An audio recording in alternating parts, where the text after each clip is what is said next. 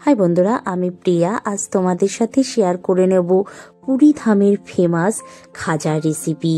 এটা খেতে কত সুন্দর হয় আমরা সকলেই জানি। এটা করতেও খুব সোজা, খুব তাড়াতাড়ি হয়ে যায়। এটা তৈরি করার জন্য সবার প্রথমে 250 গ্রাম ময়দা নিয়েছি। তার মধ্যে দিয়ে দিলাম নুন, প্রায় 5 থেকে 6 চামচের মতন দিয়ে দিলাম ঘি। ঘির পরিমাণটা এখানে বেশি দরকার। এবার প্রায় 6 থেকে 7 মিনিট ভালো করে মাখবো। ময়নটা যত ভালো হবে এর খাস্তা তত ভালো হবে। যখন দেখবে এবার একটা গুলটি পেকে যাচ্ছে তখন বুঝে যাবে ময়নটা খুব ভালো হয়েছে। অল্প অল্প জল দিয়ে একটা ডো তৈরি করব। ডোটা যেন বেশি নরম বা বেশি শক্ত না হয়। এটা রেখে দিচ্ছি 10 মিনিট। আমার 10 মিনিট হয়ে গেছে। নর্মাল যেমন আমরা রুটি করি সেরকম লেচি করে নেব।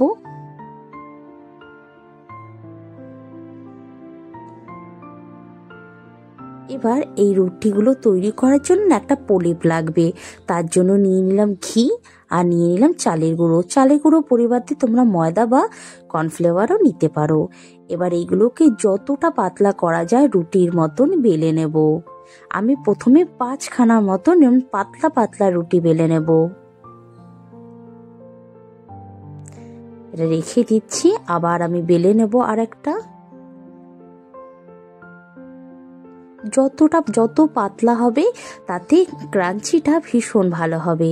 আমি 5খানা রুটি বেলে নিয়েছি। এবার পরস্পর রেখে দেবো একটার ওপর আর একটা, কিন্তু তার আগে ঘি আর চালের গুঁড়োটা উপর দিয়ে একটা প্রলেপ দিয়ে নেব। তাহলে যখন ভাজবো না খাজগুলো খুব ভালো দেখা যাবে। অবশ্যই কিন্তু এই সিস্টেমটা করতেই হবে। পরস্পর রেখে দিচ্ছি। আমি 5খানায় রুটি রেখে দিয়েছি উপরে। এবার ওপরে আবার ঘি আর একটু চালের গুঁড়ো মিশিয়ে নিচ্ছি। এবার আমি আস্তে আস্তে করে সবগুলো ধরে আমি একটা রোল তৈরি করব।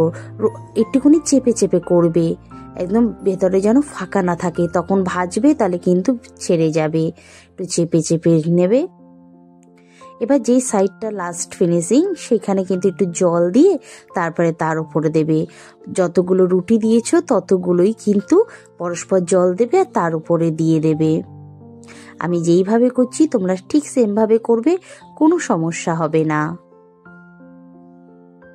এবার আবার ভালো করে সমান করে নিচ্ছি। আমি সমান করে নিয়েছি। এবার কাট করে নেব। আমি 2 সাইড প্রথমে কাট করে নিচ্ছি। এবার যেই শেপ দেব আমরা সেই শেপেই কেটে নিচ্ছি পরস্পর। দেখো খাজগুলো কতটা সুন্দর হয়েছে তোমরা নিজেরাই বুঝতে পারছো। এবার একটা আঙ্গুলের সাহায্যে একটু চেপে দেব, কেন পুরীর গজা না ঠিক এইভাবে হয়। এবার হালকা হালকা করে 2 সাইডটা একটুখানি পাতলা করে দেব। ভেতরটা যেন একটু মোটা থাকে কিন্তু 2 সাইড পাতলা থাকে।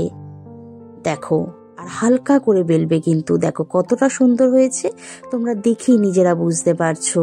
এইভাবে সমস্ত খাজাগুলো তৈরি করে নেব। এবার একটা চিনির শিরা তৈরি করব। তার জন্য নিয়ে নিলাম 1 কাপের মতন চিনি।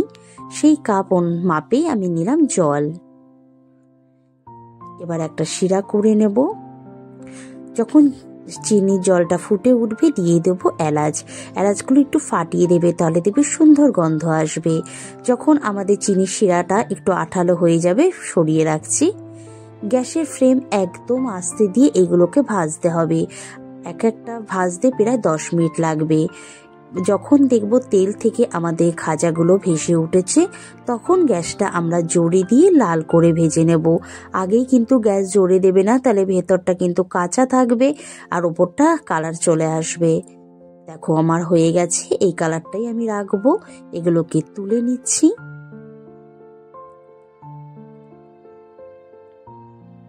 সবগুলো তুলে নিয়ে এবার যে গরম যে মিষ্টি রসটা ছিল সেটাই দিয়ে দিলাম।